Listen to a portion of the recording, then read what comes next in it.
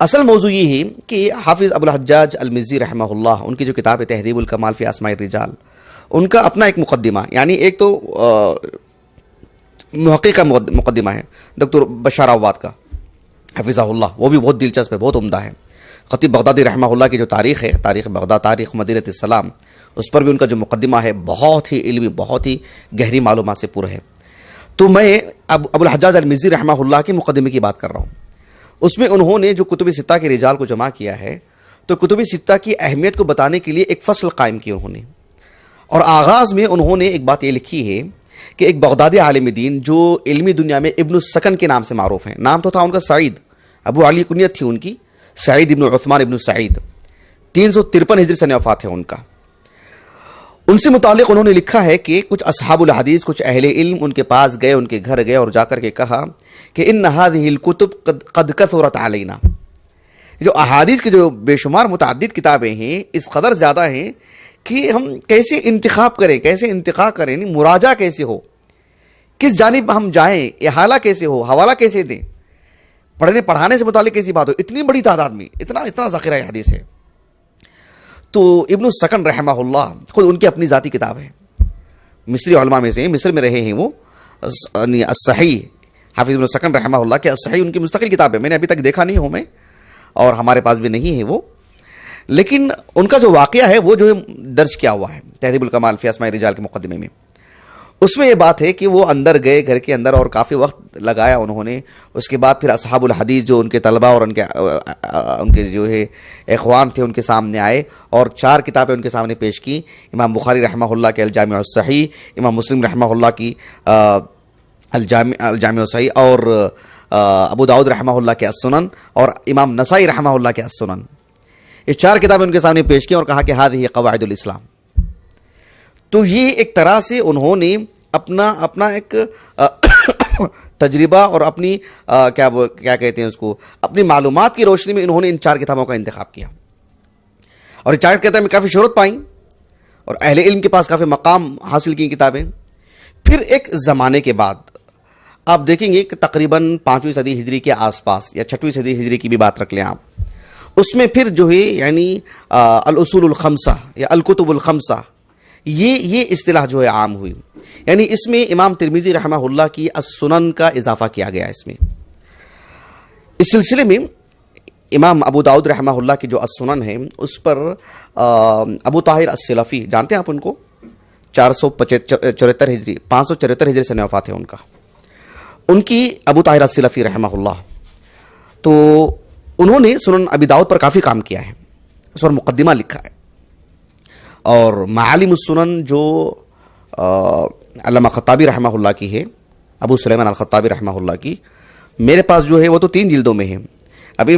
میں نے دیکھا چیک کیا، موجود ہے الحمدللہ، مطبوع ہے، نیٹ پر ہے وہ، تو وہ 8 جلدوں میں بھی چھپی ہے، اور کافی چیزیں زائد ہیں اس میں، اضافی چیزیں بہت ہیں، تحقیقی باتیں بہت ہیں اس کے اندر، اور اس میں ان کا مقدمہ بھی درج ہے بالکل آخر میں۔ اس میں انہوں نے جو ہے یعنی سنن ابی داؤد کا جو تعارف کروایا ہے سنن ابی داؤد سے متعلق، اور پھر سنن ابی داؤد کے ساتھ ساتھ جو امہات الکتب، جو اس وقت الکتب الخمسہ کی جو اصطلاح تھی، وہ انہی کی طرف سے زیادہ جو ہے عام ہوئی ہے۔ اس میں انہوں نے سنن ابی داؤد کا تعارف کرواتے ہوئے لکھا ہے کہ اما کتاب سنن ابی داؤد فہو من الکتب الخمسہ، ایسے انہوں نے لکھا ہے، یعنی سنن ابی داؤد کو کتب خمسہ میں سے انہوں نے شمار کیا۔ حالانکہ جو ابن السکن رحمہ اللہ ہیں، انہوں نے تو سنن ابی داؤد کو داخل کر ہی دیا تھا، سنن ابی داؤد اور سنن نسائی کو صحیحین کے ساتھ، لیکن اس میں انہوں نے سنن ترمذی کا اضافہ کیا ہے، اور پھر اس کے تعلق سے انہوں نے یہ بھی لکھا ہے کہ سبھی اہل علم، یعنی مشرقی علماء ہو، مغربی علماء ہو، یعنی آج کے دور میں ترکی اور اس کے آگے کا جو علاقہ ہے، آگے کا علاقہ مسلمان قلیل تعداد میں ہے، اور دینی اعتبار سے زیادہ شعور نہیں ہے، ترکی سے آگے کے علاقوں کی میں بات کر رہا ہوں جو یورپی علاقے ہیں، ورنہ اس زمانے میں تو بڑی تعداد میں اہل علم ہیں، اور بہت شعور تھا اسلامی نقطہ نظر سے، اسلامی حکومتیں تھیں۔ تو سنن ابی داؤد، سنن نسائی صحیحین کے ساتھ یہ کتابیں وہاں پر بھی کافی شہرت پائی تھیں۔ تو سنن ترمذی کا انہوں نے اضافہ کیا اور کتب خمسہ کے طور پر، اور انہوں نے لکھا کہ اتفق علیہا فقہاء الاسلام وحفاظ الحدیث، ایسے انہوں نے لکھا ہے اس میں کہ جمیع اہل علم، سبھی فقہا، حفاظ الحدیث، سب کا اس بات پر اتفاق ہے ان 5 کتابوں پر، صحیحین کے ساتھ سنن ترمذی، سنن نسائی اور سنن ابی داؤد. اور انہوں نے ایک دلچسپ بات یہ بھی لکھی ہے 2-3 سطروں کے بعد، انہوں نے لکھا ہے کہ جو ان 5 کتابوں سے روگردانی کرتا ہے، جو ان 5 کتابوں سے یعنی المتخلفون، یعنی جو ان 5 کتابوں سے اختلاف کرتا ہے، کہا کہ فہم کالمتخلفین عن دار الحرب، گویا کہ مسلمانوں کا غیر مسلمین کے ساتھ جنگ چل رہی ہو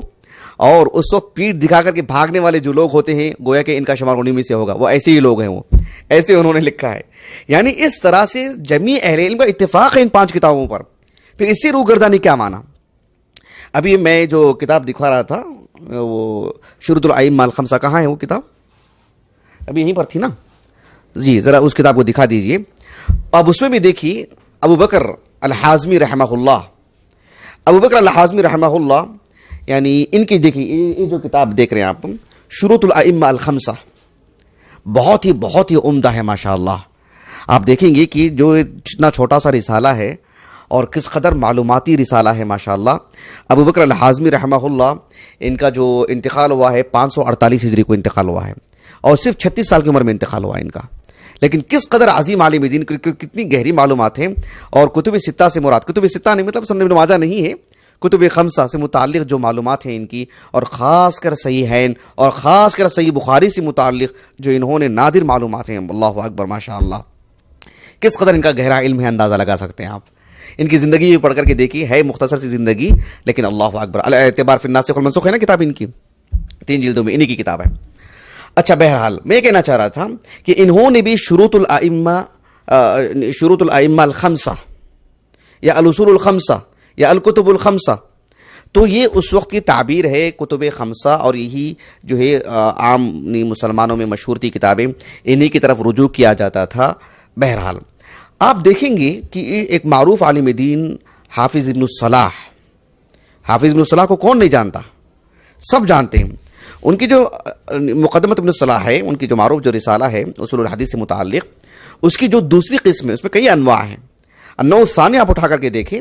اس میں حالانکہ اس دور میں کتب ستہ یا الاصول الستہ یہ جو اصطلاح عام ہو چکی تھی، اس کے باوجود بھی آپ نے الکتب الخمسہ اسی کی طرف رہنمائی کرتے ہیں.